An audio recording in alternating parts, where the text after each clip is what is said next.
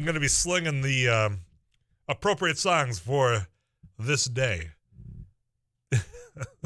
Having a little bit of too much fun back there, I can already tell. By the smirk on the face that's going on, but I appreciate it. Yeah, some are going to be not subtle. Some are going to be more subtle, but we'll have fun. No, it's all subtle. It'll all be good tunes. There's no covering people's minds with what today's theme is. I'm going to use this as an opportunity also. Don't forget, we've been telling you, enhanced law enforcement are out there on the roadways to keep you from making stupid decisions. Respect the law. Don't be doing anything stupid out there today or any other day up here across the upper Midwest.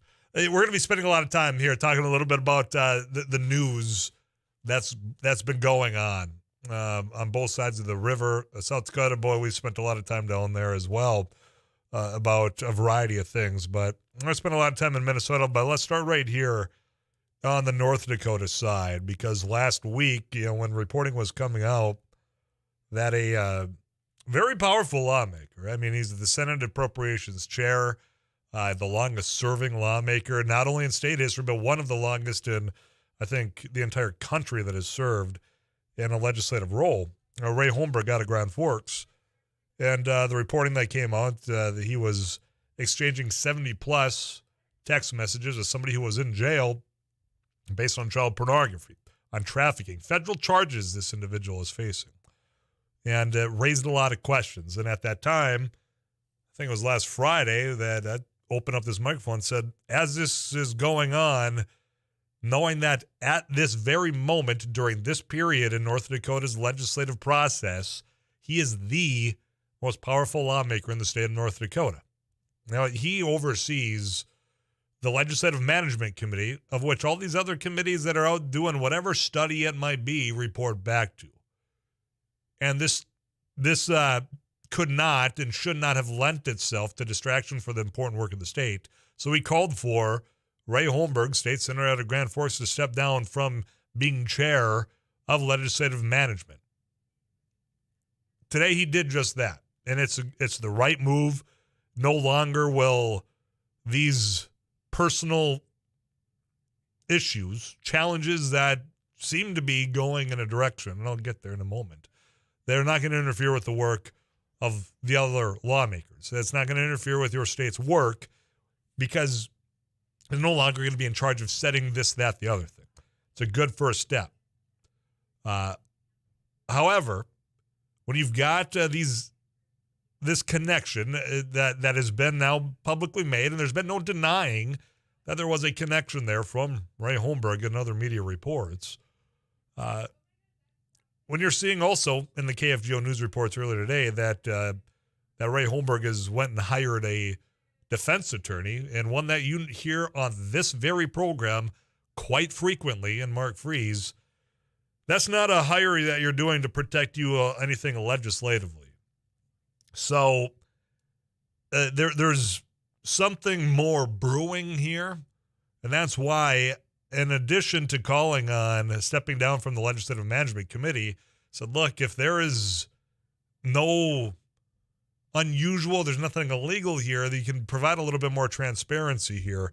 That's not going to happen right now. You're going to have Mark Freeze, who I think is a damn good attorney. There's a reason when I've got legal questions, or if I've got law enforcement questions, Mark Freeze is the one that I turn to. Consider him a friend. So the fact that that's now a part of this is something that also raises questions as to what's being discussed behind scenes. What is, in fact, this hire meant to prevent from getting out? Is there any discussions on avoiding other things becoming public? Those are questions we're only going to find out in due time, because now with this attorney situation, we're not going to have that information as transparent as what I would have liked had there been no wrongdoing and in the first place here. But I just want to again say, for those that were calling, that were echoing in the text club at 35270 or texting offhand away saying, look, there's no way that this individual can stay in that powerful position going forward. He's got to step down. You were listened to. That decision was made. So thanks for those that did echo that throughout the weekend here. So we're going to be following along with this as it does continue to evolve here with this situation. 237-5948. That's the Laney studio line. You can also text in. I consult some North Dakota text club at 35270. Going to switch gears here unless there's any input you have on that. I just had to get off my chest. That was welcome news today. There was a fire in South Fargo that happened earlier this week. And at the time, I remember saying to my producer, who's Eric Johnson, when it came out that it wasn't just one house that was on fire, it was two houses, and then there's a third that was impacted because of the heat. I know it was a windy day, but I remember looking and saying, they're building these houses too damn close together. Others are asking the same thing. Let's have a conversation about the development of which we are expecting or we just accept as we're growing south here in the metro area or just any place new. Why in the world do we have to have developers try to cram as many houses as possible in any given development? Now knowing, of course, some of the risks that are involved with that, say if a disaster does strike. We'll have that conversation when we come back here on a Wednesday afternoon. I'm Tyler Oxidus. You got it locked in Afternoons Live on KFGO.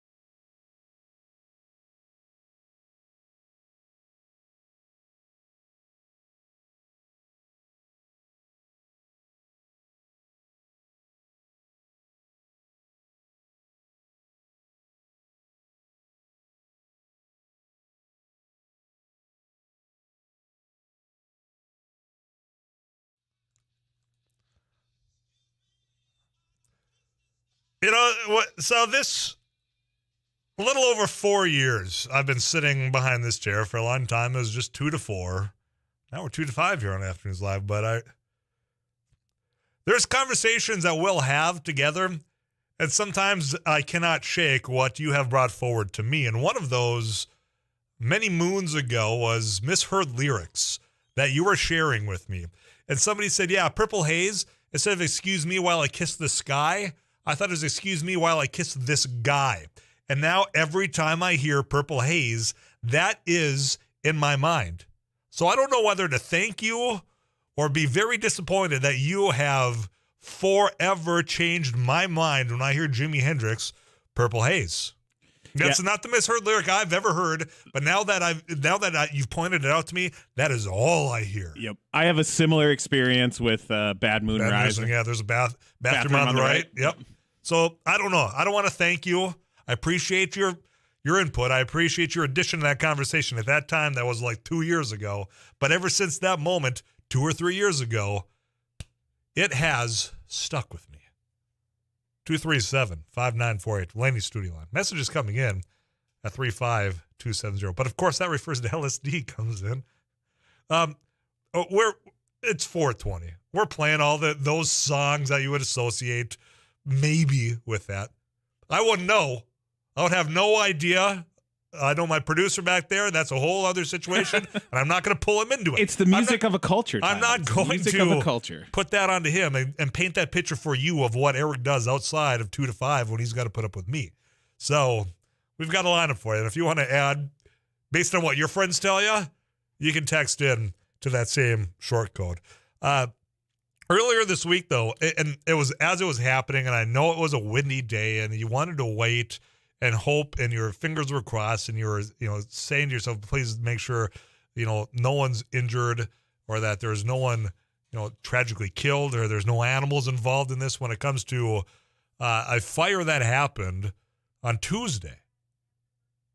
Or it was a Monday. What day is it? It's Wednesday. Okay, I think it must have been Monday here.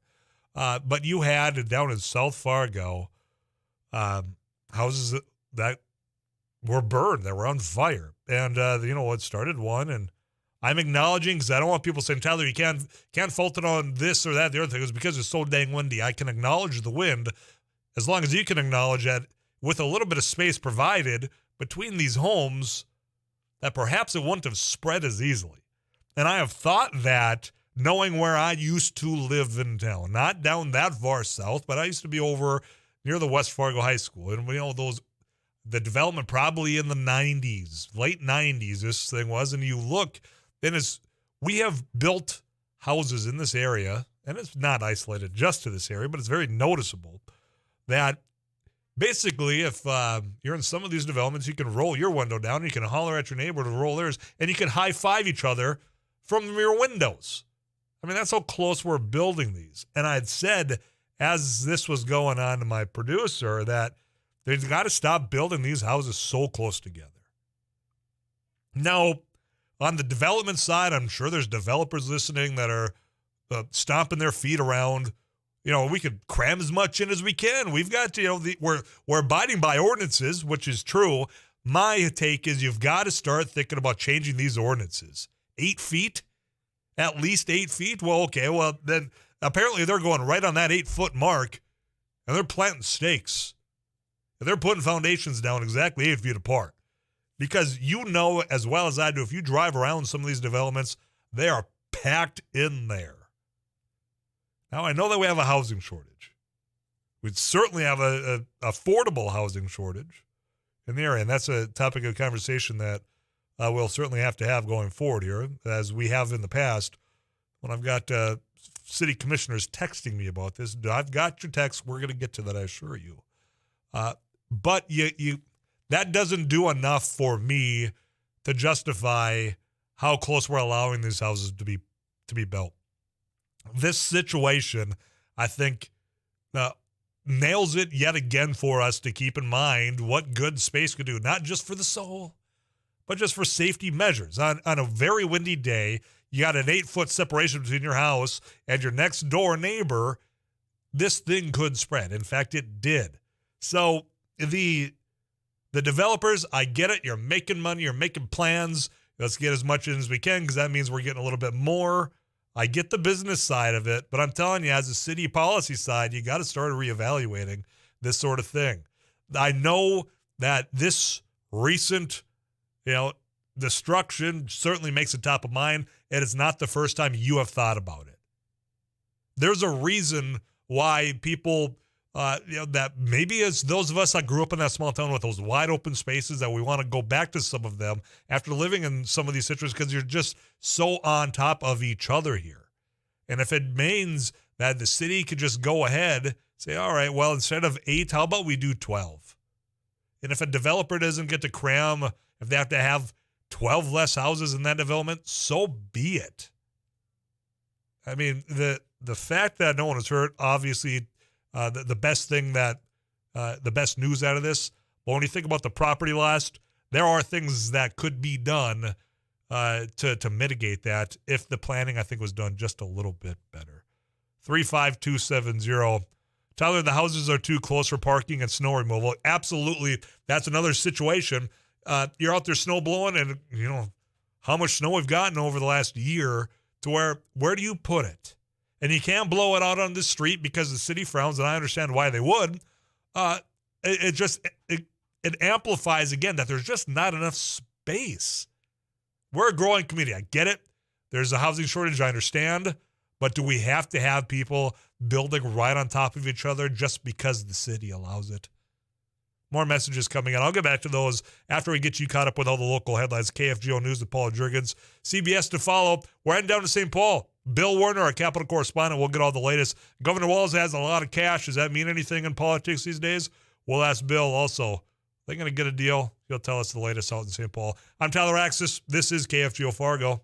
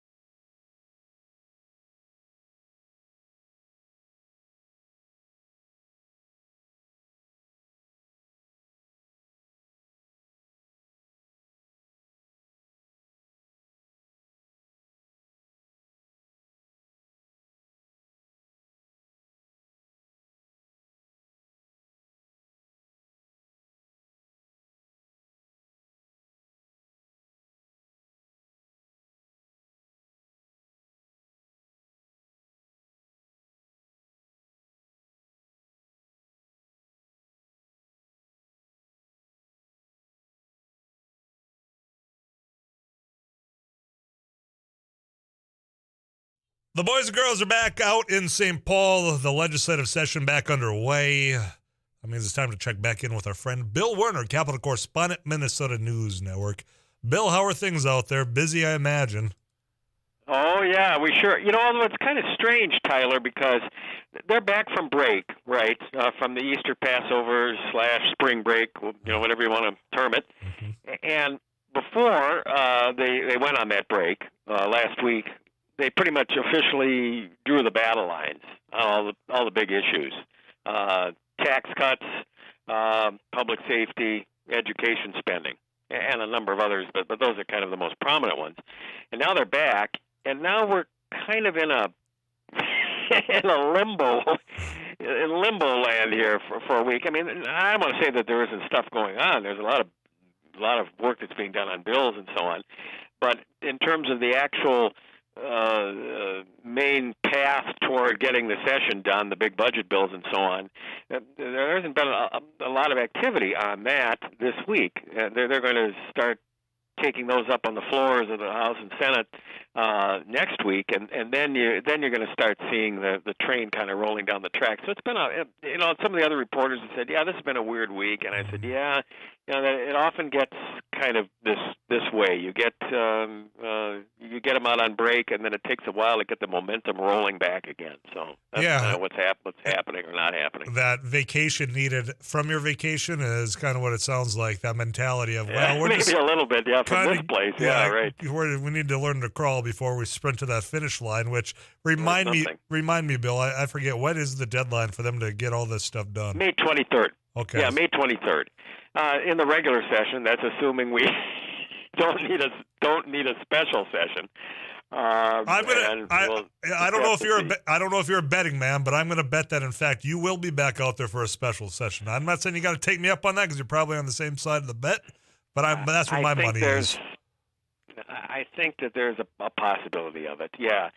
But, the only thing that I would say, too, though, is that this is a little different than a traditional budget year. Well, it's not a budget year officially, but the big budget surplus turned it into a budget year, right? And so, therefore, you don't, since it's not an end of the fiscal year, of the 2-year fiscal cycle for the state, that does not fall on July 1st. We don't have the specter of potential state government shutdown, and the pressure is off from that standpoint. So maybe if they can't agree, or they can only agree on part of it, maybe they get out of here by the 23rd of May and just decide, hey, we're going to call it good. We've done as much as we can. We need to get on the campaign trail. State government isn't going to shut down, and we're going to leave some money uncommitted, what's called on the bottom line. I don't know. It seems like that might be a possibility that it might work out, that the scenario might play out that way. One thing that concerns me about that scenario is the fact that you're looking at a lot of people saying, I'm done. Once this session's done, I'm not running for re-election. Correct. There are a lot of them, yes. You're right. In this area, we've got a couple of key folks up your way, too. Paul Marquardt. Paul Marquardt is an example, just from Dilworth. One of the key players in this. Yeah, no question about it. I mean, he chairs the House Tax Committee. That's an important job. And Kent Eakin, our senator from this area, just announced last week that he was not going to be seeking re-election. There's key individuals that I think have been known to work across that aisle to get some sort of a negotiation, and they're going to be leaving. Yeah, Tyler, and you put your finger on it, because both of those individuals are known for that.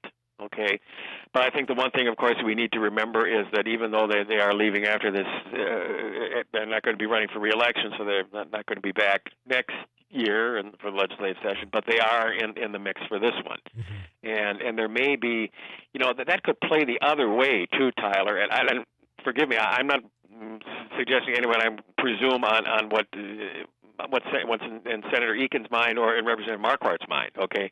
But it could play in the sense that there might be potentially a little bit more latitude, right, to reach that agreement or that compromise point. If you have more people, even beyond those two lawmakers who are not going to be returning, and they might say, well, hey, I don't have anything to lose. Let's just get this done. So I don't know. It could play both ways. It's a strange dynamic with so many people deciding not to not to run for re-election. Yeah, Bill, actually, I think that's fair. You have that, when you want to go out with that last accomplishment, let's get together in a room. Yeah, Look, I'm not good at jockeying because I'm not asking for much for re-election. It's just let's get a deal done. Let's do our job. That's optimistic. I appreciate that addition because my mind went right away. And it may be naive too, in the sense because you have, in other words, what I'm saying there, all I'm saying is that could factor into it in some way. Mm-hmm. On the other side of it, you're in an election year, right? You've got a governor's race that is going to be a fierce contest, and that plays into a lot.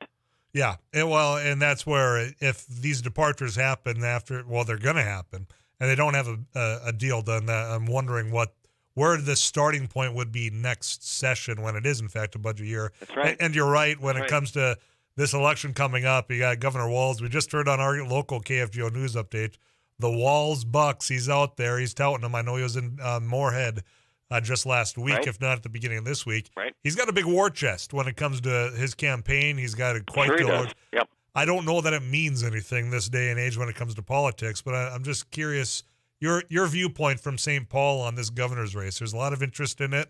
We've had people now be named as lieutenant governor candidates. One Matt Burke, I don't know if you heard, but he went to Harvard. Right. He's out there as well. Yeah. So absolutely. Yeah, I mean a big name, well-known name. And Scott Jensen naming him, and it's obviously of the visibility, a move for visibility, right, on the ticket, no question about that. What we have here is a situation where we know who Democrats' candidate is going to be, right? Tim Walz is going to be their candidate for governor, and so therefore he's been able to assemble a huge war chest relative to the other candidates. You have a number of Republicans jockeying for position. It's going to be a battle royal there in mid-May, just a couple of weeks before the end of the legislative session down in Rochester for the Republican nomination. You're going to have probably some people who are unhappy going to the primary election. And so then you have an available pool of money that is going to be divided. And therefore, can it be brought to bear at some point quickly enough to, if Tim Walz has gained some momentum, to counteract that? And that just remains to be seen. We have to see what comes out of it. I mean, I think the Republican convention in Rochester in May is going to, again, before the end of the legislative session, interestingly enough, is going to say a lot in terms of how this race could potentially go. And do Republicans come out of it at least somewhat unified, or are they badly divided with some major contenders coming out and going to the primaries? And that will determine quite a bit, but that's yet to be seen what happens there. Well, I know we're going to be covering that convention, both political parties on this show here. I want to thank Welton's Tire Service for allowing us to get down there and sponsor that. The other factor in all this is the fact that it's it's not a presidential year as well, so the turnout will be lower, but it's all interesting. What's going on in Minnesota's politics with the urban rural, that split is seemingly growing. You got the session that's happening right before with a budget surplus. It's an interesting time to be an observer, Bill, is all I can say. Yeah, it is we have seen a lot of variations on the theme over the years, and this is one of the more interesting ones. Yeah. The fact that you bring up that it's not a presidential election year, that's a critical thing because, of course, yes, turnout is almost always lower in non-presidential election years. That usually benefits Republicans more than Democrats, and so does that push it there? Does that lean the outcome their way? Well, we're going to have to see. I'm saying that a lot, but you can see the factors. There's a lot of interconnected factors here. There's no doubt about it, Bill. We're going to rely on you as we get into that campaign season. I'm going to let you go. I know you're at the Capitol. As always, we appreciate your time, and we'll chat again next Wednesday, all right? Absolutely. Sounds good. You take care, okay, Tyler? Yep, you do the same there, Bill. All right, Bill Werner, Capitol correspondent to Minnesota News Network, our friend of the show here. Let's get you that KFGO weather update from Too Tall Tom Schmansky. I'll come back to the text club. People making some wild accusations about me. I'll address those when we come back. I'm Tyler Axis. You got it locked in. Afternoons Live on KFGO.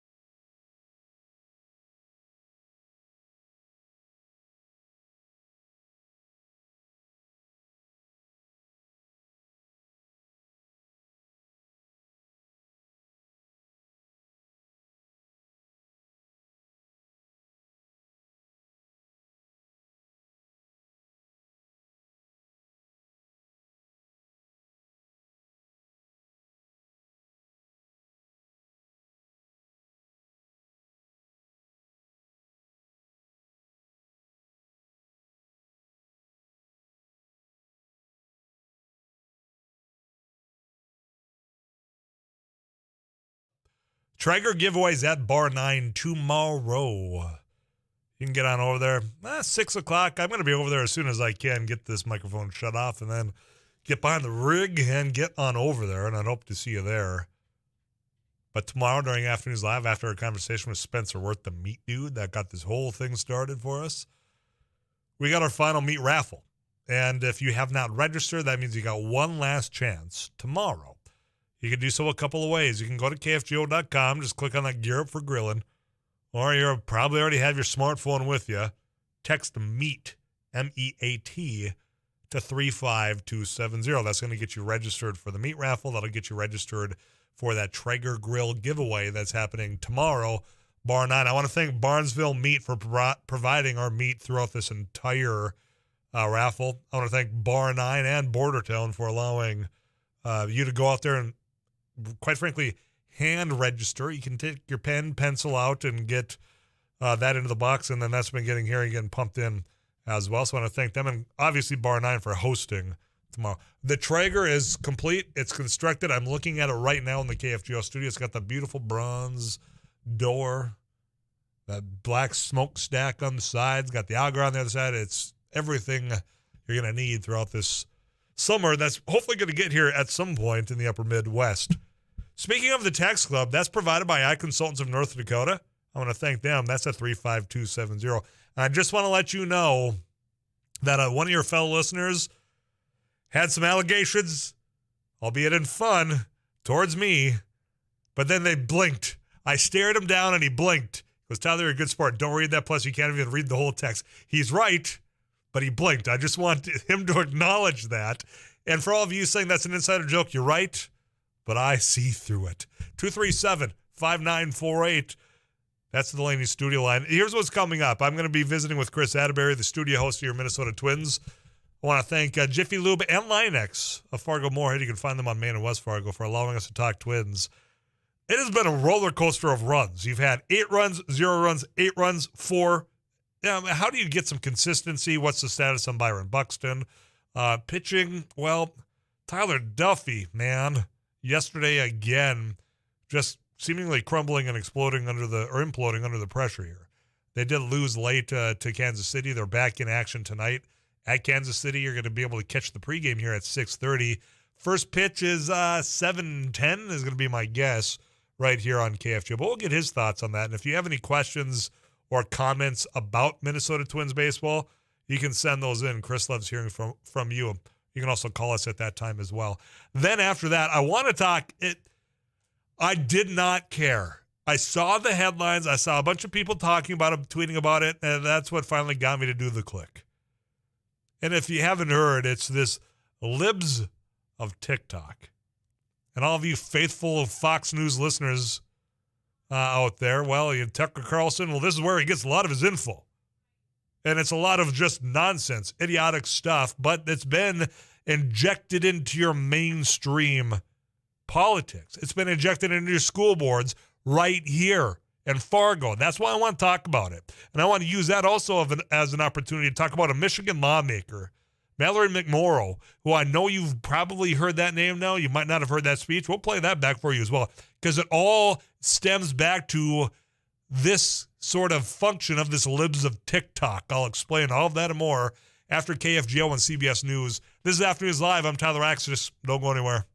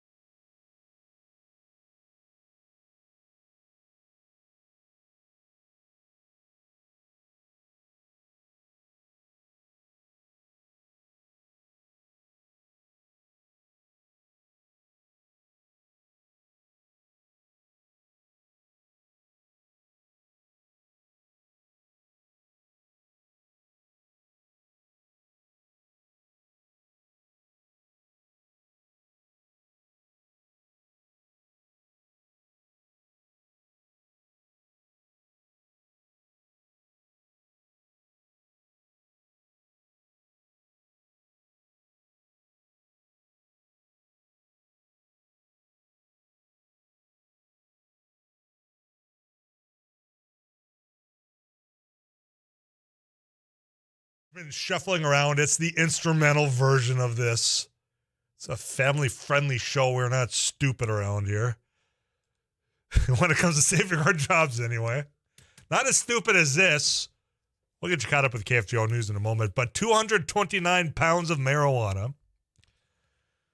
and $17,000 plus in cash were discovered in Memphis, Tennessee. Officers say they found hundreds of pounds of marijuana inside a truck that was left stranded on the Interstate 55 bridge, and a 54-year-old woman has now been charged. Memphis police say they were called Sunday afternoon to meet with Arkansas State Police after a Chevy Suburban that was left unoccupied in a southbound lane on traffic on the bridge between Memphis and West Memphis. The Suburban had been struck. The DOT, along with Arkansas Police, moved it to the Metal Museum Drive to complete a crash report and have the vehicle towed away. Turns out this woman left the vehicle with all this hundreds of pounds of pot and $17,000 worth of cash because she ran out of gas. So the 54-year-old has been found. She's been arrested. Stupid news. Let's get you caught up with some real news local here at KFGO. Paul Juggins, take it away.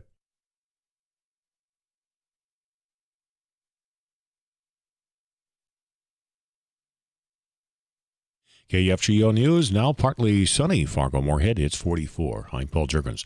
State Senator Ray Holbrook of Grand Forks has resigned as head of a committee that oversees the legislature's business between sessions. The resignation comes just days after a published report that Holbrook exchanged dozens of text messages with a man jailed on child pornography charges. The 79-year-old Holbrook is the state's longest-serving senator. The Forum reported Holbrook exchanged 72 text messages with Nicholas James Morgan DeRozier, as Morgan DeRozier was in jail on state child pornography charges. He said that his text messages with Morgan DeRozier were related to a variety of things, but he no longer had them. One person was killed in the crash of a semi and a passenger vehicle. This happened on Highway 210 near Highway 9 in Wilkin County around 9 this morning. Highway 210 between Ferguson Falls and Breckenridge was closed to traffic for a time. The crash happened just after 9. State Patrol Sergeant Jesse Grabo says snow had been falling heavily for several hours and roads had become slippery. Dealing with slush-covered roads, it's coming down heavy, wet, and making travel difficult for folks throughout a good portion here of the west central region. Those conditions have now improved this afternoon. The name of the victim and further details of that crash have not been released. A suspect was shot and killed early this morning during an encounter with law enforcement in northeastern Minnesota. The St. Louis County Sheriff's Office says a suspect who died in Chisholm was wanted for a recent felony in Morrison County. Sheriff's deputies, state troopers, and officers from Hibbing, Chisholm, and Virginia were searching for the person and vehicle when he was spotted. The shooting is under investigation by the Bureau of Criminal Apprehension. Avera Health plans to build South Dakota's largest pickleball complex in Sioux Falls. The healthcare provider will build 12 outdoor courts at a cost of $1.5 million. Pickleball is a sport that's recently grown in popularity, especially during the pandemic. It combines elements of tennis, badminton, and ping pong. It is played indoors or outdoors on a badminton-sized court with a slightly modified tennis net. Avera anticipates the free courts will open to the public in early August. Fargo-Moorhead, we are turning partly sunny now, and KFGO meteorologist Tom Szymanski is expecting a high of about 50 this afternoon. 32, partly cloudy, breezy overnight, a west wind at 13 to 33 miles an hour. Tomorrow near 50, partly sunny. Friday, windy, showers, possible thunder showers, and 55. We expect about 66 on Saturday, windy, showers likely, and another round of thunder showers a possibility. Temperatures are steady or slowly falling Saturday afternoon. Windy Sunday, scattered rain or snow showers, and the high 41. Partly sunny, 44. Paul Juggins, News Radio, KFGO.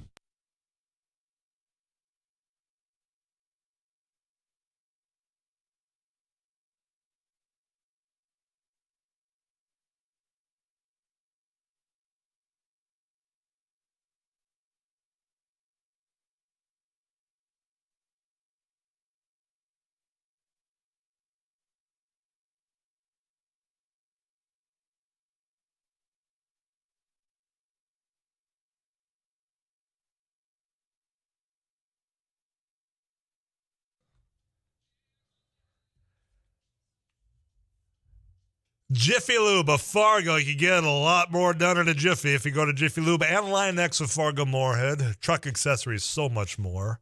Sponsor our conversation with this man, Chris Satterberry, who is your studio host of the Minnesota Twins. Chris, welcome back, man. How you been? I'm good. I got to say, I always enjoy whatever musical lead-in you provide. And today, I did not see that one coming. That one, I was not prepared for that song. There is a theme that we have been playing throughout the day here. You can look at the calendar and piece together in your mind the type of artists, nice. The type of songs of which we've heard from friends. You know, hey, this is what they would be playing if they were in this position. Not anything that we know, but that's where the lineup's coming from.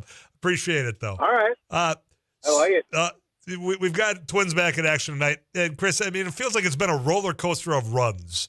I mean, we've got 0, 8, 1, 8, 4. It's been, there's no consistency here when it comes to our at-bats. Just what's the sense out there? What's the reason that you have in your mind? Well, I had a big discussion with Mike Petriello of MLB.com yesterday on our pregame show about this exact thing. The lack of consistency is completely consistent with what this team has been offensively for the last 2 years. Fair. If you recall, we talked about it last year. Last year's team was, I would say, like kind of upper middle class in terms of overall runs scored, but one of the worst teams in the league in terms of the number of times they scored 3 runs or less. And again, we're at it again this year. In fact, I want to say that Mike told me that we had like the exact same batting average as a team to like 1/100th of a decimal point. Our runners in scoring position numbers were almost identical. This is kind of what this group has proven to be, which is pretty simply put, if the ball is flying out of the park, we're going to score 8. And if it's not a home run, it's a can of corn. I think we're hitting like 0.91 on fly balls. And we're going to probably score 3 or less because we haven't figured out other ways to score runs other than hitting the ball in the seats. Yeah, you bring that up, and it's either going the distance or, well, you know, I might as well just get into the next inning here. And what's tough about that, there's a tough trend about that if that's your style of play, because Jeff Passan just came out today, national baseball writer with ESPN, about how the home run numbers are down across the league. And not just, it's cold and people aren't hitting as many, but he's taking like every ball with a launch angle from here to here with an exit velocity of 100 to 103. Last year, like 50% of those balls were home runs. This year, half that are home runs. So he's really taking a deep dive on it, and people speculate that it's the humidor that the balls are now being stored in and every ballpark has changed, or the ball has changed a little bit. But if those rates continue to hold, and the ball doesn't fly out at the same rate, you'd expect it to when it gets warmer, but if it flies out at a lesser rate and your offense is built around hitting home runs, then it's probably going to be a tough road. I remember all those online sleuths out there a couple years ago saying, hey, it's the ball, man, when we're having, you know, when we're in the running for most home runs in a year. Well, it's because the ball is different, brother. And, okay, well. And it was. And the league said, no, it's not. Yeah. And then the league said a year later, oh, yeah, we changed the ball. Oh, wait, what'd you change it from? You said it wasn't changed. Yep. So, got their hands caught in the cookie jar on that one, I would say. You know, but when it comes to this, the offense and the inconsistencies, as you're saying, being one of the consistents, do I recall was Rocco Baldelli giving some media, maybe it was even with you, saying, I'm as confused as everybody else as to why we're having not the explosiveness on offense that we expected coming into the season. Yeah, and I mean, part is that Byron's not playing right now, and he was off to a great start. But if you think about it, the only guy that I look at and say he's going to be a lot better than he's performing right now is Correa. I think by the end of the year, his numbers are going to be good. He's just proven it, and the bat speed's there, and Carlos is going to be just fine. Polanco's off to a decent start. Arise is doing his thing. Yeah. I think that Kepler and Larnach have quietly had really solid at-bats. And then some of the guys who are struggling are the guys that you kind of didn't know who they were or what they were going to be. So I guess I'm not shocked. I didn't think this was the 27 Yankees, but this is how we play. I think that's one thing that people get frustrated by is, well, why don't we do it this way or why don't we do it that way? it's kind of like if you root for a college football team that runs a pro offense and they're not scoring a lot of points, and you say, well, why don't we run the option?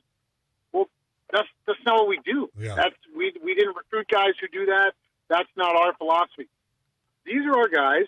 We acquired them on purpose. We've developed them. We've coached them a certain way. We hired a new hitting coach, and this is how we believe offense should be played. So this stylistically is what we are, and it's just a matter of how well we execute it at any given point. If we get rid of the inconsistency at bat, look out. I mean, the way that this team can connect any given day, that'd be exciting stuff. You mentioned Byron Buxton, of course, on top of everybody's mind. We had that collective holding of breath last, Friday? And it seems as though there's some optimism. I know he's been out working out. What's the latest you got for us, Chris?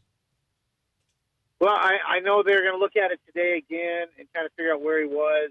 And I haven't spoken with Rocco or anybody who's spoken with Rocco today, but with expecting some poor weather in Kansas City, I know he's not in the lineup. I wouldn't expect to see that kind of happen until he gets home. The one bright spot is if you're looking at impact is that they didn't put him on the injured list. They felt like it wasn't a 10-day absence. So the very act of not putting him on the injured list, to me, speaks of them being optimistic.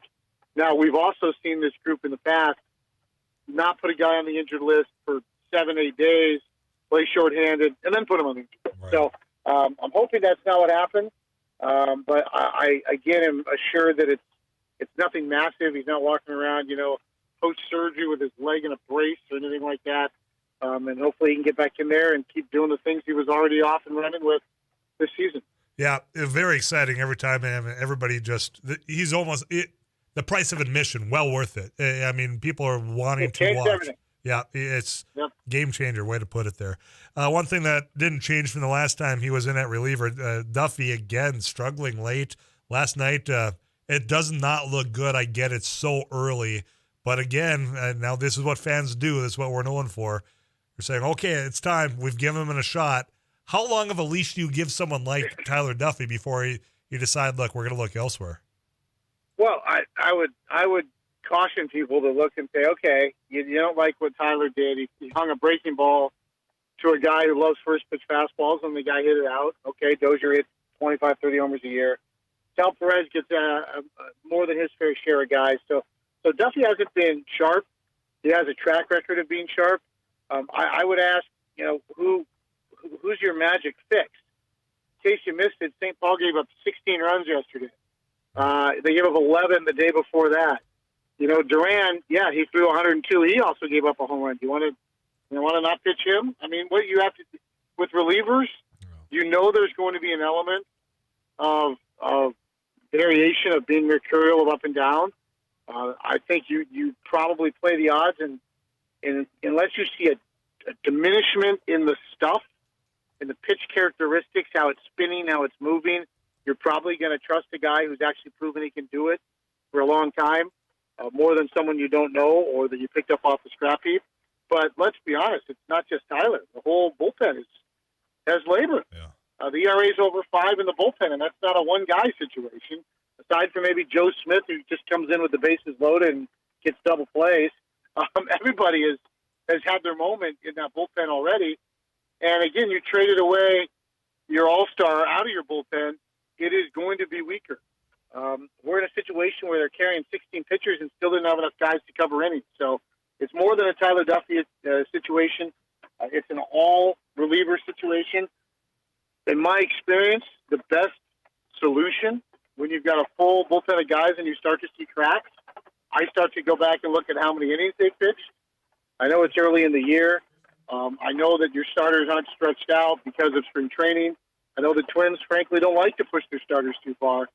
But if your bullpen is going to be required to get 15 outs tonight, it's going to have cracks. Yeah. If you have an old wooden floor like in my 100-year-old house, and your 13-year-old kid insists on doing jumping jacks on the floor, you're going to get cracks. So, at a certain point, the best way to strengthen your bullpen is to get 6 solid innings from your starting pitcher. Well, you mentioned, getting Rogers gone. Well, Paddock's, on the mound. He's back on tonight, taking on Lynch. What do you expect tonight down in Kansas City? Are we going to get a game? I think they have some weather. I know certainly where you're at right now, you're getting some weather. We had it earlier, but if we get this game in, what are you expecting tonight? Well, I checked an hour ago, and they said they thought it would be okay weather-wise to get the thing rolling. I'm hoping to see a little more velo from Paddock. He's a real interesting guy, fun to talk to, interesting guy. I think he pitched pretty well in his debut. It's notable to me that his velocity was down a couple ticks from where he sat a year ago. I don't know if that's, again, a product of the spring training thing, but he's been going full bore with San Diego in spring training. I like his mound presence. They like that he's controllable. He's got 3 pitches. It's a matter of harnessing them all at the same time. I think Wes will get him throwing his slider more for sure. It's kind of what Wes does and does a very good job of. I am interested about the velo, but he acquitted himself nicely in his first outing, and I think he's a guy that's going to be fun to watch take him out every 5 days and kind of get to know him as a pitcher and see what he can put together. I think that he's in an environment where the support around him in that pitching room, starting with Wes and Pete and Colby, who does a lot of the analysis, and up to Josh Kalk, I think they're going to be really good for Chris Paddock. And I think the baseline talent is there, and I think they will be very good in extracting that from them. Very good. Chris, we'll be listening. You're joining us back here again, I believe, at 6:30 tonight. Do you get to that stadium safe? And we'll chat again next week, all right? All right, man. Sounds good. And hopefully we're talking about some wins in the division and about Byron doing Byron stuff. Yeah, I'm looking forward to it, my friend. You take care.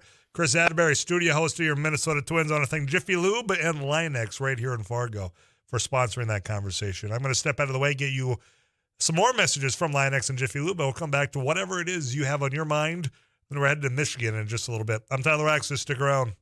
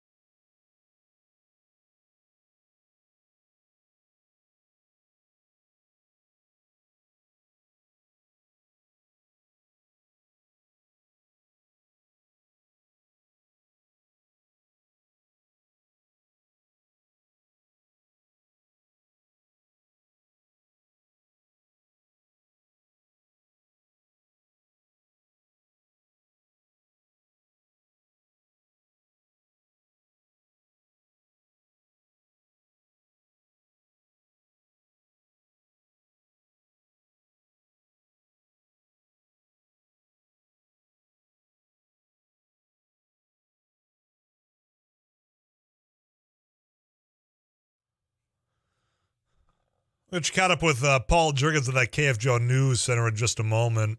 In this next half hour, I'll do a couple of things because they're related. And there's a local example as to how this works.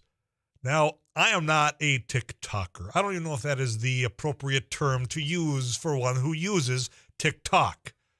But the situation is more of a Twitter-based thing that I'm going to be telling you about. It's Libs of TikTok.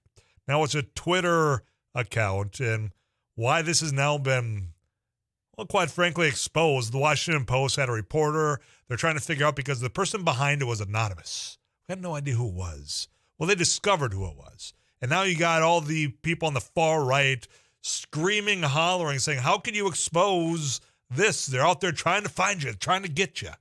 Well, when you've got an account pushing harmful disinformation, misinformation, straight up lies that impact real world events, that impact people's livelihood, that impacts, quite frankly, their ability to go out in the world and be safe, good, expose who it is.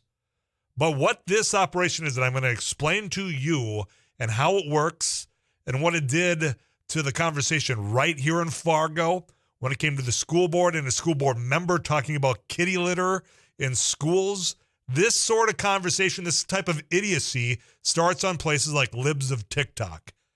We'll explain it to you in more detail after we get you caught up with KFGO News. I'm Tyler Axis. Stick around.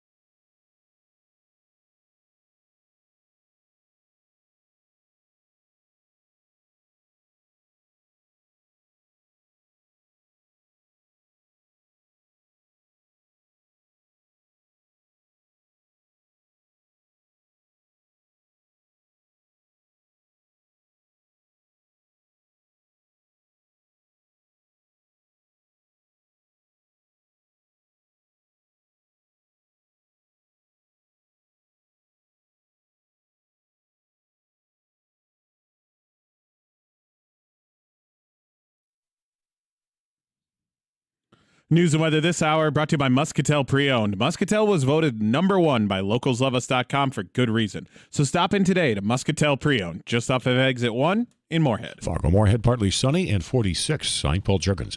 The chairman of North Dakota's Legislative Management Committee is stepping down from that committee.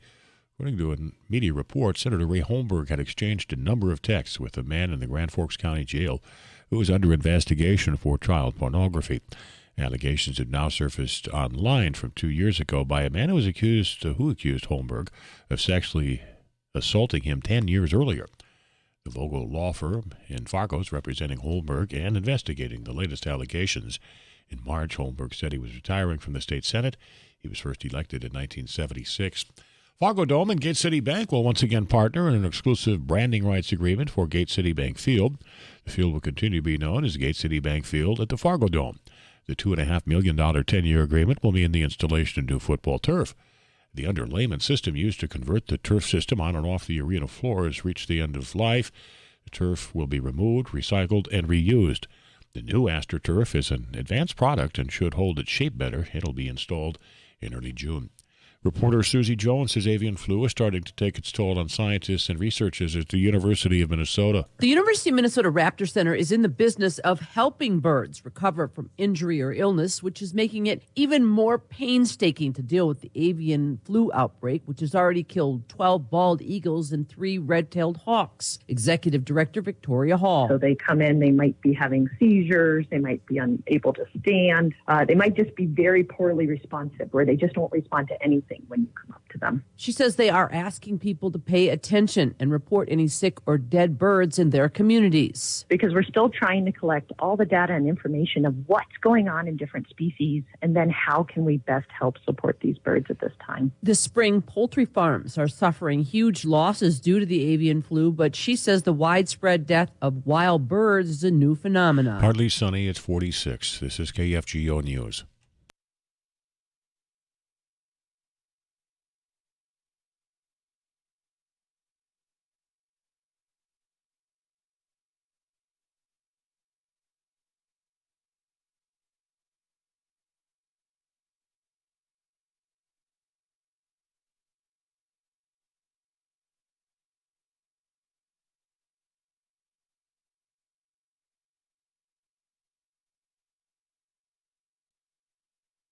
.47, a partly sunny sky. This is KFGO News. One person was killed in the crash of a semi and a passenger vehicle on Highway 210 near Highway 9 in Wilkin County, Minnesota this morning. The crash happened just after 9. The Sheriff's Office, Breckenridge Police, and Fire responded and assisted at the scene. Patrol Sergeant Jesse Grabo says snow had been falling heavily for several hours in west central Minnesota, and many roads became snow-covered and slippery. A suspect was shot and killed early this morning during an encounter with law enforcement in northeastern Minnesota. The St. Louis County Sheriff's Office says a suspect who died in Chisholm was wanted for a recent felony in Morrison County. Sheriff's deputies, state troopers, and officers from Hibbing, Chisholm, and Virginia were searching for the person and vehicle when he was spotted. The shooting is under investigation by the Bureau of Criminal Apprehension. Governor Walz is urging state lawmakers to pick up the pace on budget talks this legislative session. At a Twin Cities grocery store, Walz again touted Walz checks. He says polling shows about 70% of Minnesotans support the one-time payment checks. The legislature's doing what the legislature does. They're waiting till the last minute. And I want to be very clear. There is no special session. We're not going to have the taxpayers of Minnesota pay per diem. We're not going to have them pay wages extra to these folks who had 6 months to do their work. There is no special session. Walz is proposing checks of $500 to tax filers 18 years and over, and $1,000 for married couples. Fargo-Moorhead, decreasing clouds this afternoon, and that's bringing our temperature up. Meteorologist Tom Szymanski is expecting about 50. About 32 then, the overnight low, partly cloudy. 50, partly sunny tomorrow. Windy for Friday, showers likely, possible thunder showers in mid-50s. Saturday, windy, showers, possible thunder showers, and near 66. Temperatures falling then in the afternoon on Saturday. Sunday, windy, scattered rain or snow showers, and 41. Partly sunny, it's 47 degrees. Paul Jergens, News Radio, KFGO.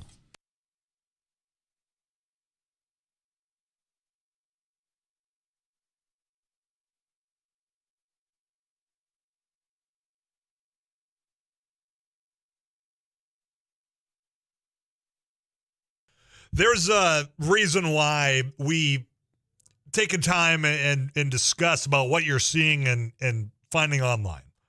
You know, fact checkers at 4 from time to time, we do that because there's just so much information that you can find right at your fingertips and that smartphone that you text me at all the time at 35270.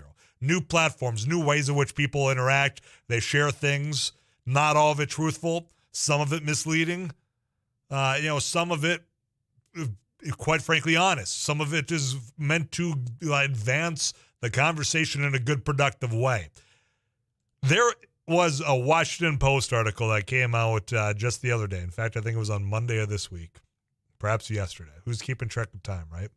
But you had one of their individuals go out and try to figure out who's behind this online, as they're saying, phenomenon. That's this libs for TikTok and what that means. Because basically, it had a hub in which they were collecting all this stuff from TikTok, putting it on Twitter, and then you'd see it on Tucker Carlson. You'd hear it on right-wing radio. You know, they were preaching it as though it was the full truth. We're going to talk about that and how it starts off with this little video that somebody finds on TikTok, ends up on this Twitter account, and then you got school board members running around to local journalists in the paper saying, well, you know, there's kitty litter in bathrooms, right? Yeah, that happened right here. That conversation, that lie, started on libs of TikTok. Let's talk about that and use that as another example to talk about what you probably have seen on a floor speech out of Michigan. Some of that same language starts on a place like this libs of TikTok. And it's being injected into your daily conversations about American politics. We'll talk about it after we get you caught up with CBS National News. I'm Tyler Axis. You got locked into KFGO Fargo.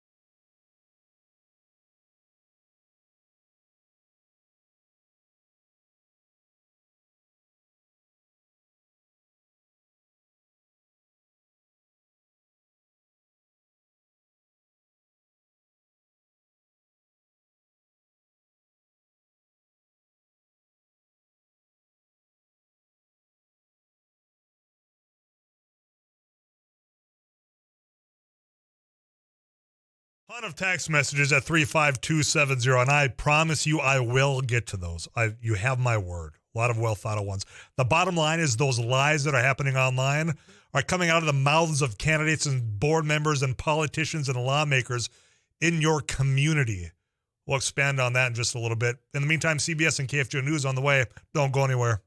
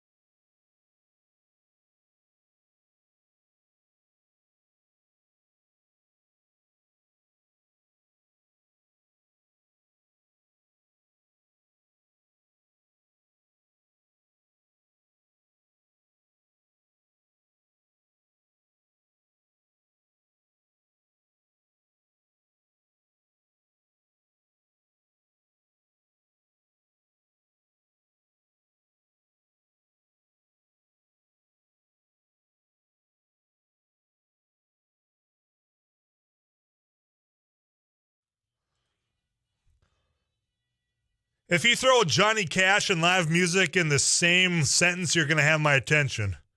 And the TAC music venue over in Dilworth, well, they got my attention because Friday night, 7 p.m., they got the Johnny Cash story going on over there. Here to tell you about that is Todd Carlson with the TAC music venue. He's been on the show before. Welcome back, man. How you been? Doing well. How are you? I'm doing well. I'm excited when I see something like this coming to town. Yeah, we're definitely excited to, number one, be back just having live music again. It was a long little break there that nobody asked for, but here we are on the other side of it. Feels we like, are, so. Finally. Yeah. And refresh my memory, when the TAC, explain the TAC to people that might have missed our first conversation. You started right before it all came crashing down, didn't you? Well, yeah, you get the end of 2018. So our first show, I think, was December 27th. Then we had 2019 to kind of, like any new business, build up your name and brand recognition. And March 16th, 2020, the doors slammed shut. And it was just going to be a little pause for a few weeks to slow the spread. And it turned into about 18 months of a combination of being fully closed or only open at like 20-25%, and it was really tough business to be in at the time. So, and I'm not going to inject the border battle here, folks, but the fact of the matter is Minnesota handled things differently when it comes to what they allowed of businesses like you to do versus what North Dakota. So there's people listening probably on this side saying, oh, yeah, well, we're able to get back at it. Not you guys. You had to wait a lot longer. Yeah, no, it was completely different on the Minnesota side, and just we won't go down that road. No, but we're back. We're back. We're on the other yeah. side of it. We got live music here. But just for those, it's in Dilworth. It's right on the main highway there. So if people haven't been familiarized with it, it's easy to get to.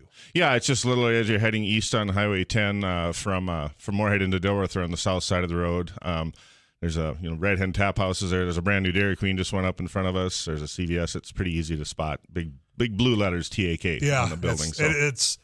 I'm going to be honest. I haven't been able to get to a concert yet. I think I'm going to be on Friday here. Yeah, that'd be great to see you. It looks like it's a beautiful facility, brand new by the looks of it, or at least renovated enough to where it's convinced me that it's new. Yeah, so when we rented the space, it hadn't been rented yet, so we were able to build it like we wanted to on the inside. Right. One of our slogans, it was built by musicians for musicians. Our name, TAC, comes from mine and my wife's name, Todd and Kirsten. That's where the TAK comes from. And we're both lifelong musicians and just wanted a venue that really focused on music. And their tagline is where music comes first. So that's what we thought about. Did you ever think you were going to be in the position of then booking musicians? As you were a musician, did you say, you know what, I think I want to be on the other side. Let's get this together. Clearly you've got, the building now, you and your wife have got this started. Is this a goal that you've had for a long time, or is just, look, if you build it, they're going to come? Well, yeah, and I had a career change in 2017, and I just, just was in the back of my mind. I've been in bands all my life, since probably a freshman in high school, and just there's very few venues that you feel like you're catered to as a musician, and I really wanted to create something like that and have it be a venue where people, even if you don't know the act that's playing, it's going to be great because we hire great talent. It's a great venue, sounds great, looks great.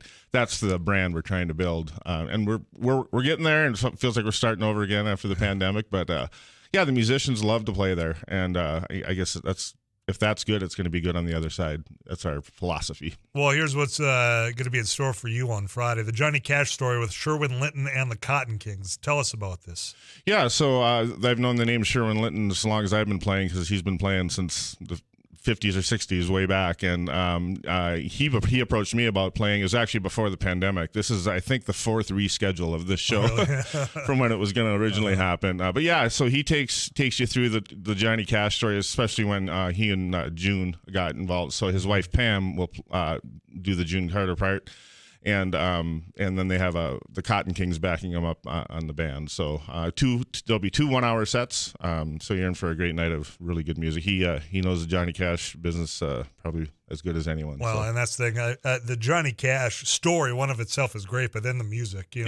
People know the words. You're going to have a lot of people singing along at this concert as well. It's going to be a great time. Yeah, and it'll be seated tables with chair, but then we're going to leave a dance floor area if people find the urge to get themselves up and dance. Once Sunday morning comes down, who doesn't have the urge to dance? Yeah. No, but you got Jackson. When that duet of Johnny and his wife, you get that June Carter.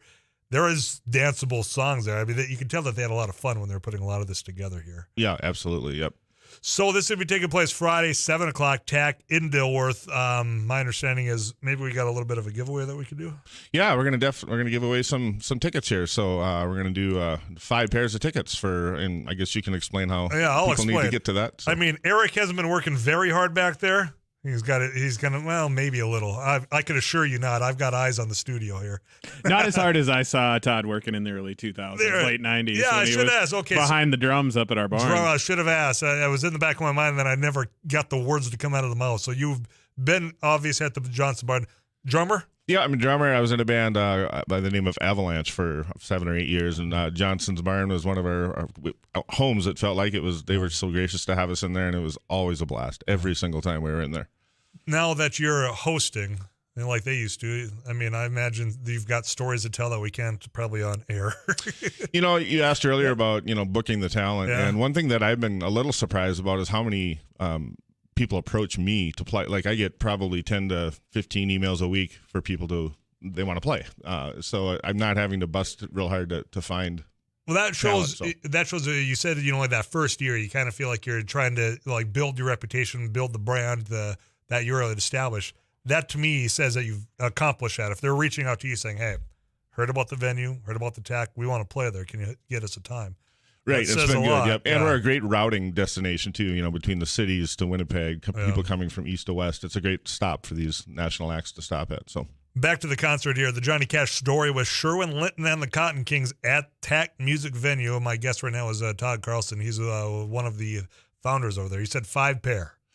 5 pairs of tickets. Yep. 5 pair of tickets to get over there this Friday at 7 o'clock. So we make it easy for Eric. We'll have you text.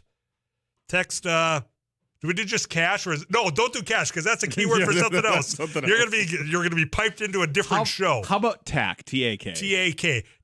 Text TAC TAK to 35270. 5 of you is gonna get a text back from me, and you can go and you can claim these at will call, right? Yeah, they'll be at the will call at the door. Yep.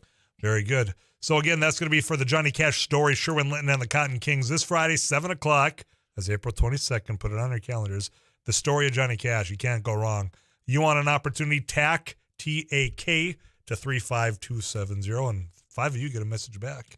Yeah, and then just quick to get tickets before that, you can go to our website, tacmusicvenue.com, on the events tab, and it'll take you there. Otherwise, they'll be available at the door as well. Very good. Anything else, Todd, you want to get up before I let you go? Just for me and on behalf of all the other live music venues in the area, just come on out to shows. We're ready to have you back. So, and I think people are itching to get back, too. Yep. Very good. Todd, appreciate it, man. I'll probably be over there on Friday. I'm looking forward to it. Looking forward to seeing you. Very good. Todd Carlson, TAC Venue. You can find that on Highway 10 over in Dilworth. A lot of people eager to go to the show. I can tell by the number of text messages we're getting in. And 5 of you lucky individuals, you keep that phone handy. You're going to get a text back from me. Get you caught up on some of these messages. I'll get back to the other messages about the conversation I was having about the TikTok account, the whole school board thing right after this. I'm Tyler Axis. You got locked into Afternoons Live on KFGO.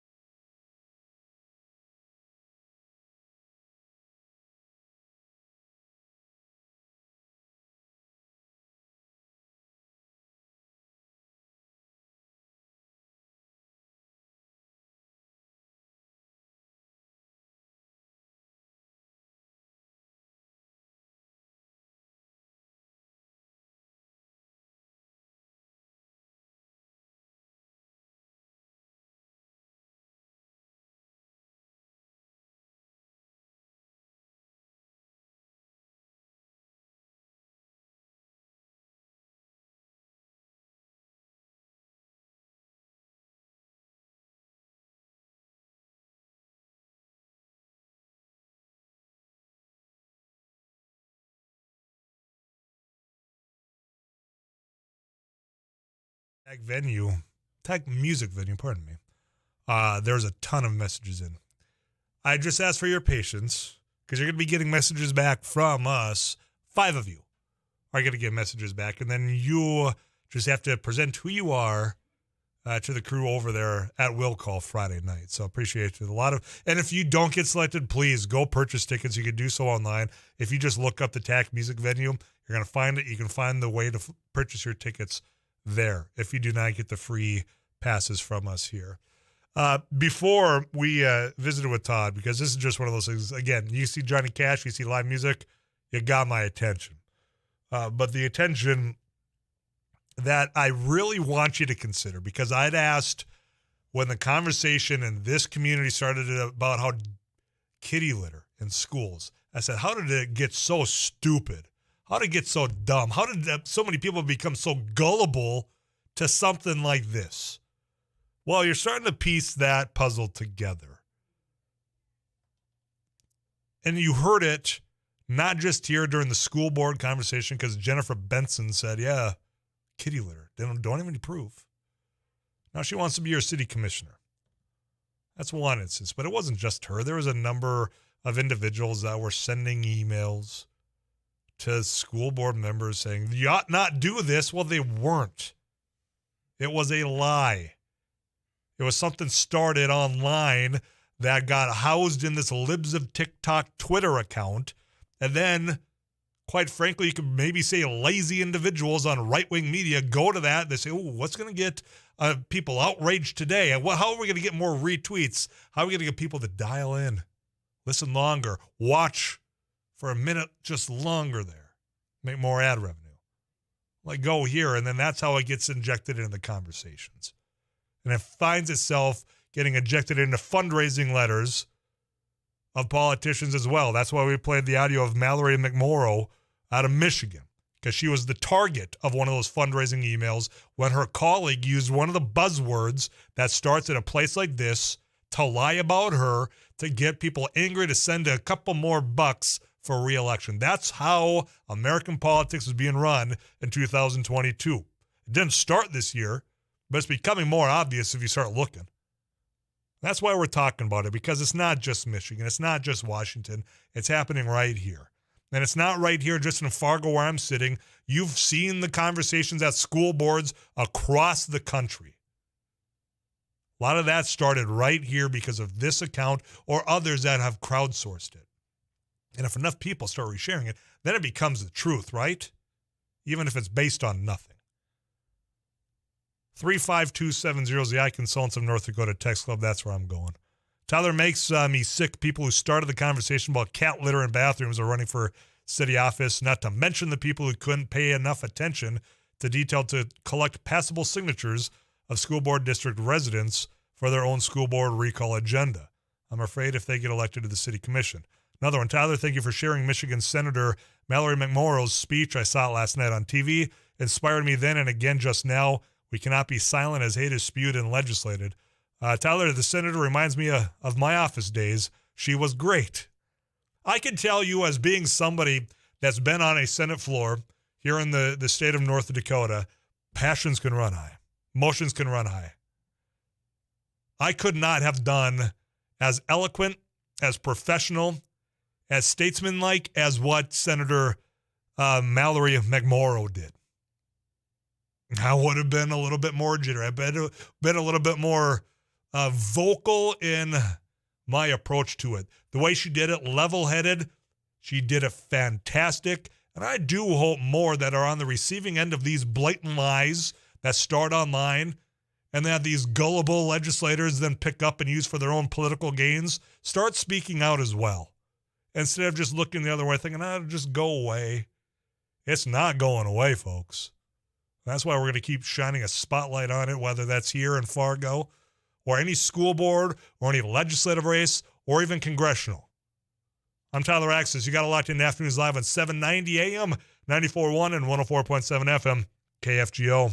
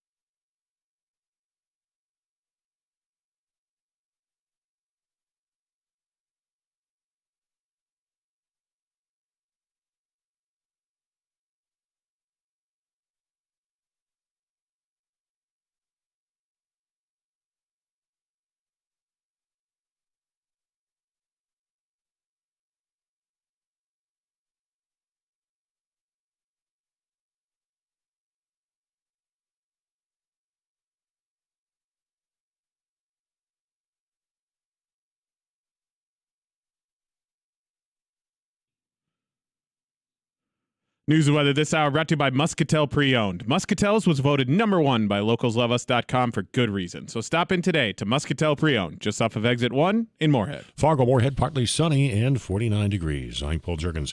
Fargo Police, Fire, and Sanford Ambulance have been dispatched moments ago to a report of an injury crash south of our KFGO studios, 25th Street and 13th Avenue South. There will be some emergency vehicle traffic there. Again, a report of a possible injury collision, 13th Avenue South and 25th Street. Fargo Dome and Gate City Bank will once again partner in an exclusive branding rights agreement for Gate City Bank Field. The field will continue to be known as Gate City Bank Field at the Fargo Dome. The $2.5 million 10-year agreement will mean the installation of new football turf. The underlayment system used to convert the turf system on and off the arena floor has reached the end of life. The turf will be removed, recycled, and reused. It will be installed, the new turf, in early June. The chairman of North Dakota's Legislative Management Committee is stepping down from that committee. According to media reports, Senator Ray Holmberg of Grand Forks had exchanged a number of texts with a man in the Grand Forks County Jail who was under investigation for child pornography. Allegations have now surfaced online from 2 years ago by a man who has accused Holmberg of sexually assaulting him 10 years earlier. The Vogel law firm in Fargo is representing Holmberg and says it's investigating those allegations. In March, Holmberg said he was retiring from the state Senate. He was first elected in 1976. Voters in West Fargo will be asked to approve an increase in the sales tax on the November ballot. Mayor Bernie Dardis says a city's sales tax increase is needed to cover the cost of services, specifically for police and fire, as those calls grow while West Fargo expands. Those dollars that would be generated will be used only for fire and police. And that's one of the things we need the public to understand, because that will be part of the language, is that's how those dollars will be used. Again, this frees up money that sometimes we have to take from different revenue sources in order to meet the budgets. West Fargo now has a combined state, county, and city sales tax of 7.5%, the same as Fargo. The question may be ready for final city commission approval next month. 49, this is KFGO News.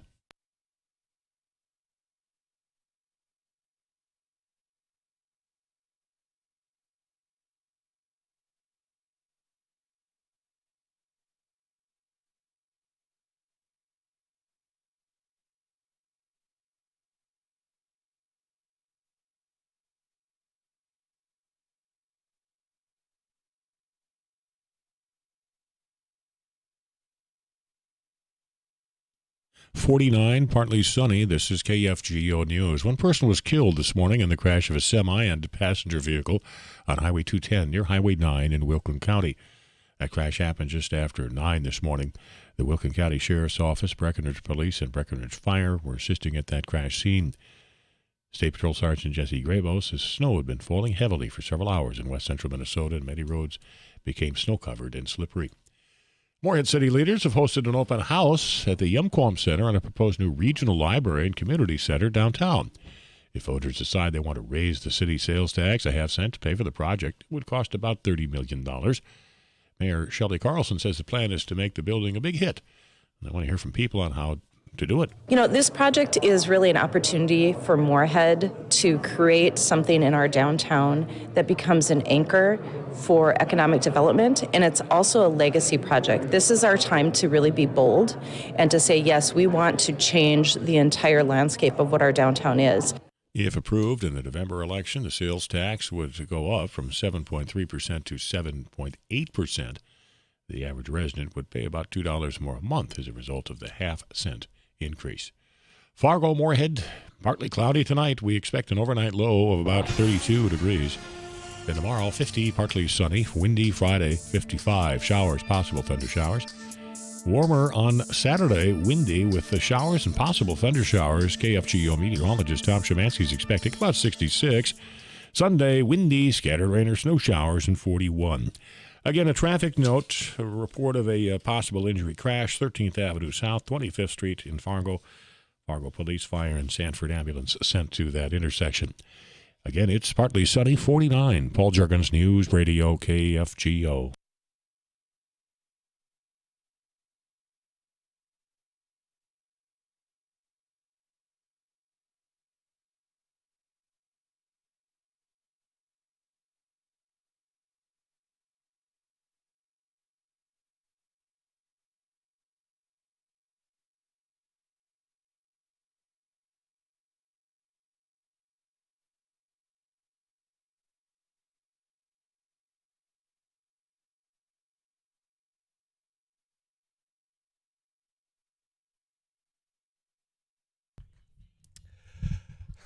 KFGO time.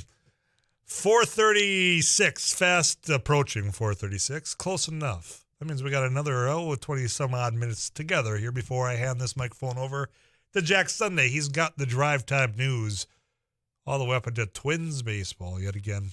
All these messages coming in, I'm going to get back to those. And for those of you that text in TAC for your free pass, it sounds like we've got 3 of the 5 that have returned the message of what you've got from us. What are the other ones waiting for? We need you here to get on, and so you can get your free will. And again, if you are not one of the 5, go to TAC Music Venue. You can purchase your tickets right there. It's going to be a hell of a good concert. I'd encourage you Friday night. What more do you have to do? It's been cold. Friday, I'm looking at windy showers, likely possible thunderstorms. What better than to sit in the TAC Music Venue and listen to Johnny Cash June Carter tribute? CBS National News on the way. We'll wrap up the conversation at hand. Somebody's wanting to make sure that Tyler's not just the right wing doing this. I'll address that when we come back here on KFGO.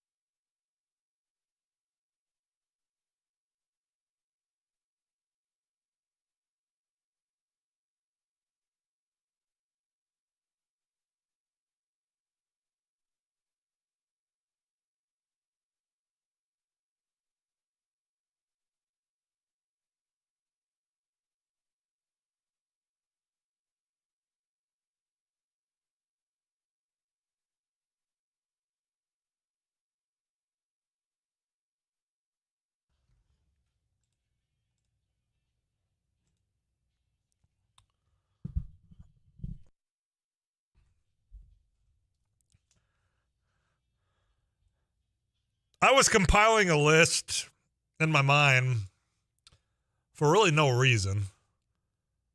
But today is, some people are celebrating in ways of which I'm not partaking.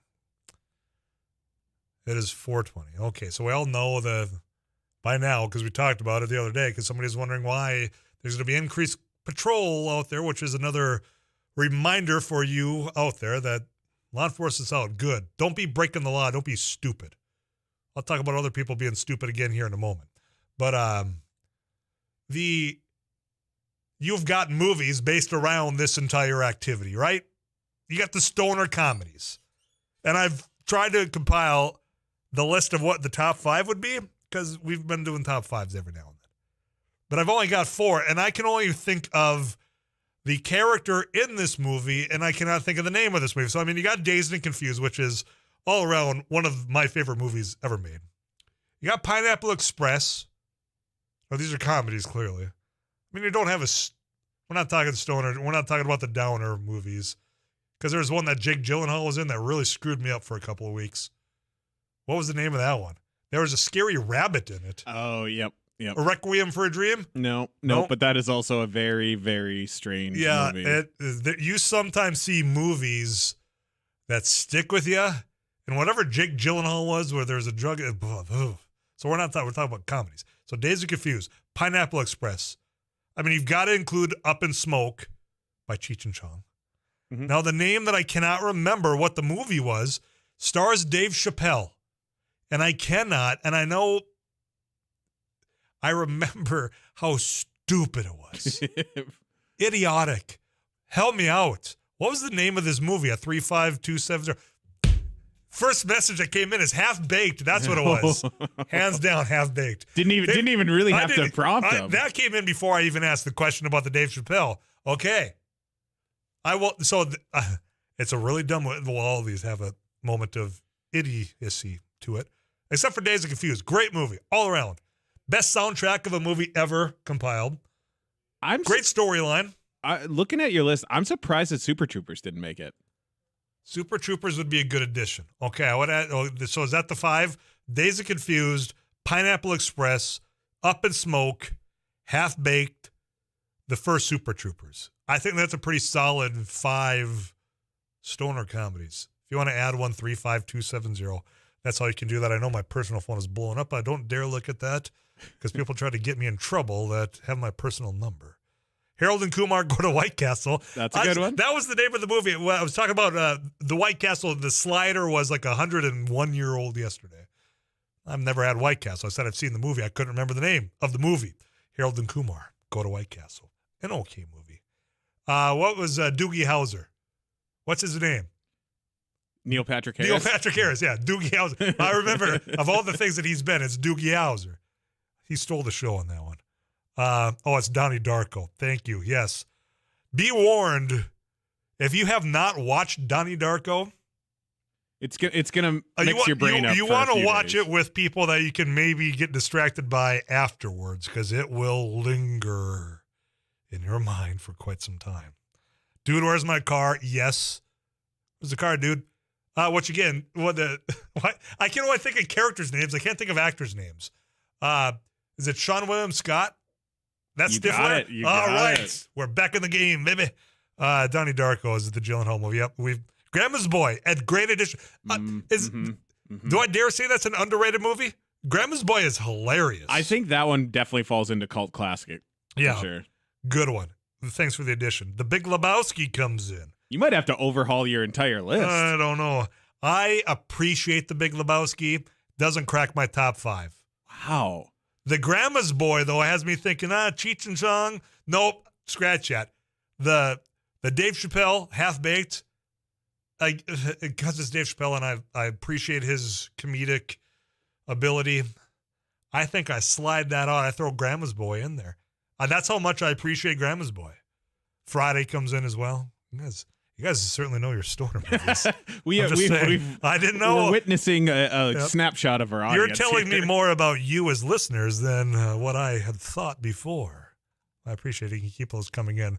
I do want to address a couple of these other messages. More serious note here, if I must, about if the ability for this state senator and Michigan to look at the liar, the hateful lawmaker that used her name to lie to raise money based on buzzwords that you get online. You're hopefully going to see more of that.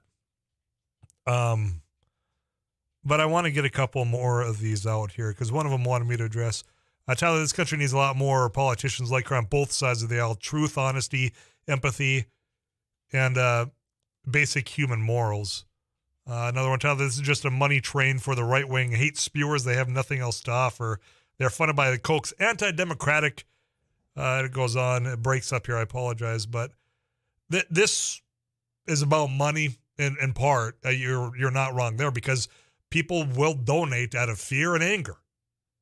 And that's exactly what that lawmaker in Michigan, the one that lied about her colleague, wanted. And that's what she probably got. Now, did it backfire a little bit because now the entire country knows her name? You bet. Did it raise money for the other candidate? Absolutely. And there was one more I want to get out here. Tyler, I'd say there's equal BS coming from the left-wing media. You infer it's only the right wing that lies or puts out questionable news. Both sides are guilty, my friend, both. I'm not going to dispute that there are the same mechanisms probably being employed by the left. I'm not. I don't think they're anywhere near as effective. I mean, Fox News is top-rated, hands down, over and over and over again. There's a sizable amount of the conversation and content that's on Fox News that's generated from the platforms I'm talking about here. And that ecosystem certainly is a lot more effective. You know, I'm a former Democrat, and I tell you, they're terrible at messaging. They're terrible at politics. They're terrible about a lot of things. This mechanism, if they are employing it, they have not been good at that either. But I'm not saying that they don't have, been probably trying this. They just aren't good at it, which I think is okay, because I think this approach that has been employed for quite some time is one of the biggest factors that's driving us to be seeing the world in entirely different views. I don't know how you correct it without just directing it and addressing it face on. And that's what she was able to do out in Michigan. And that's what I hope that more people will do, calling a spade when it is in fact a lie, when it's caught by buzzwords of some platform that's wanted to stay behind the scenes that's now been exposed. And I have no doubt that people that have been bought into some of this narrative had no idea where it started from, and they firmly believed the lie that was told to them because it comes from people that are on school boards that want to be city commissioners. It comes from lawmakers, people in elected office. Get you this weather update from Too Tall Tom Szymanski. We'll see what's coming up on the Drive Time News.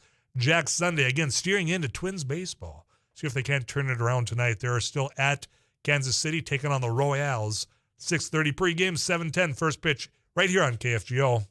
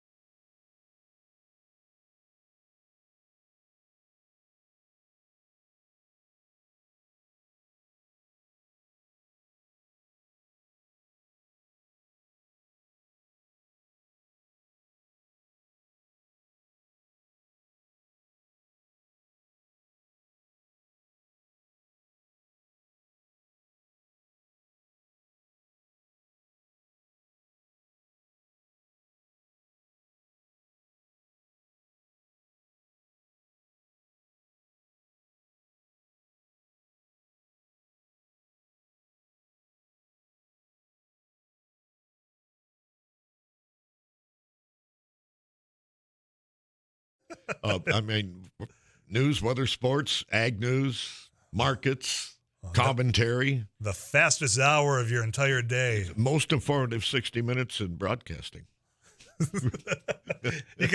You almost got through that with a straight face. But, we have the drive time news coming up here on KFGO. And, we have a special guest in the first quarter hour or so, Mark Ewens. If you listened to KFGO back in the 80s and 90s, he was on with us. He was a meteorologist for the National Weather Service, along with Terry Spees and Lou Bennett. And Mark Ewens was up there and did weather reports with us twice a day, in the morning and in the afternoon here on KFGO, and he was one of them. And he's now got Home on the Prairie Weather, LLC, on Facebook, and it's really a great source really great source for weather. And he's going to, I told him our topic would be, when will winter end? And he'll... That's on the minds of everybody listening right now. But he'll be with us. Mark Ewens, and he's a cool guy, and we look forward to having him on with us. And Derek Hansen's also with us. Does Derek have anything special or fancy on sports today? You never know with him. A lot of Minnesota sports action last night, so I'm sure we'll be packed and stacked. Not a lot of good news other than the Wild. Yeah, Timberwolves lose, Twins lose. Wild, well, they played okay. The Wild won, though. Shut up. The Wild, there was a great shot. Somebody between the legs, Boldy or whatever. Yep, their rookie, Boldy. Between the legs, backhand goal. It's impressive. That description sounds not possible. No, and watching it, it doesn't look possible. It doesn't even look like he was looking at anything. It just there'll be an investigation. Yeah. Get the tape. I need to see how this is done. It was kind of a neck breaking night, because the place where I was watching it had all three. One on my left, one on my right, and one right in front of me. I hope those stools were able to swivel. You got to use the hips next time. Jack Sunday's got the drive time news coming up, folks. That is it for me today. Final meat raffle tomorrow here on Afternoons Live. Till then, you take care of yourselves. I'm going to check in on you right here on 790 AM, 94.1 and 104.7 FM, KFGO.